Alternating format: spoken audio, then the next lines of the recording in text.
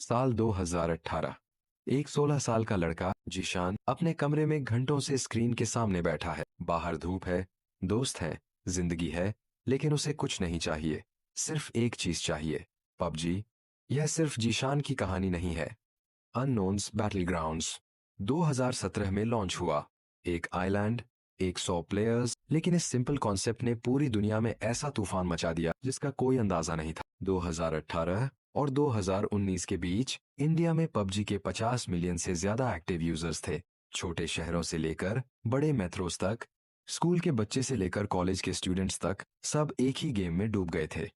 रात के 2 बजे, 3 बजे, 4 बजे, जस्ट वन मोर गेम। लेकिन यह सिर्फ एक गेम नहीं था।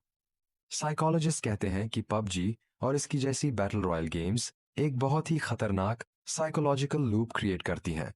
हर गेम में एड्रेनलिन है और हर हार में एक ही फीलिंग है, दोबारा खेलो। यह वही लूप है जो स्लॉट मशीन्स में होती है, वही लूप जो ड्रग्स में होती है। और इसमें फंसा एक ऐसा इंसान था जिसका दिमाग अभी पूरी तरह डेवलप भी नहीं हुआ था।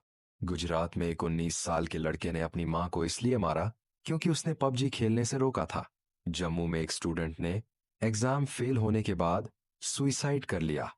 वजह थी गेमिंग एडिक्शन की वजह से पढ़ाई छूट गई थी। पेरेंट्स परेशान थे। डॉक्टर्स ने रिपोर्ट्स देने शुरू किए। WHO वर्ल्ड हेल्थ ऑर्गेनाइजेशन ने 2019 में ऑफिशियली गेमिंग डिसऑर्डर को एक मेंटल हेल्थ कंडीशन डिक्लेयर कर दिया। और फिर आया सितंबर 2020।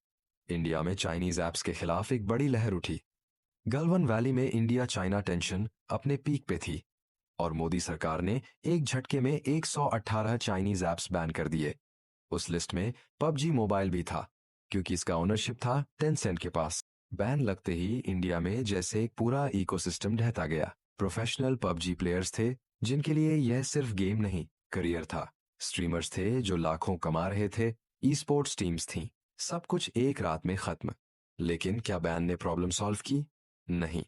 गेमिंग एडिक्शन ने सिर्फ अपना चेहरा बदला।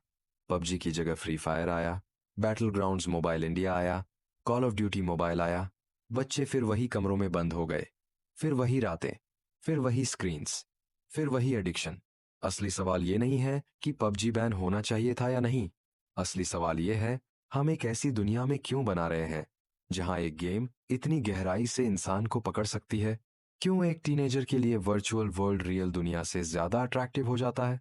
टेक्नोलॉजी ने हमें स्पीड दी, कनेक्टिविटी दी, एंटरटेनमेंट दी, लेकिन साथ में एक ऐसी भूख भी दी जिसका कोई अंत नहीं। और जब तक हम ये नहीं समझेंगे कि ये एडिक्शन नहीं, ये सिम्टम है, तब तक कोई भी बैन काम नहीं आएगा। जीशान अभी भी अपने कमरे में है।